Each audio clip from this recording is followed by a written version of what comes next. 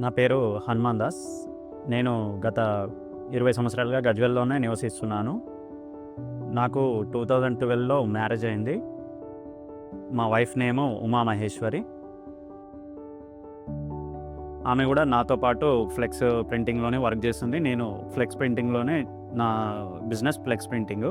అదేవిధంగా నేను ఇప్పుడు ప్రస్తుతానికి ఫ్లెక్సీ ప్రింటర్స్ యూనియన్ ప్రెసిడెంట్‌గా వర్క్ చేస్తున్నాను. నాకు 2 పిల్లలు, ఒక పాప, బాబు. వాళ్ళిద్దరూ ఇప్పుడు స్కూల్స్ చదువుతున్నారు. మీ క్లెయిమ్ మొత్తం ఎంత? మరియు సెటిల్మెంట్ అనుభవం ఎలా ఉంది? మాకు మొత్తం ఓవర్‌గా 2 టైమ్స్ మాకు క్లెయిమ్ అయింది.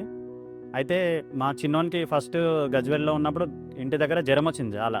హై ఫీవర్ వచ్చింది. బ్రీత్ కొంచెం హై స్పీడ్‌లో తీసుకునడం స్టార్ట్ అయింది. అయితే మాకు ఈ సందర్భం చూసి భయమై ఇక్కడ లోకల్ హాస్పిటల్‌లో చూపెట్టినాం.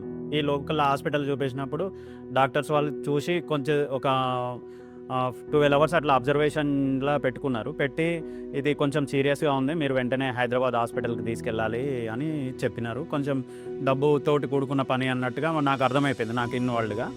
అయితే సరే అని అనుకోని వెంటనే మేము హైదరాబాద్ హాస్పిటల్‌కి పరిగెత్తాము. అక్కడ ట్రీట్మెంట్ స్టార్ట్ చేశారు.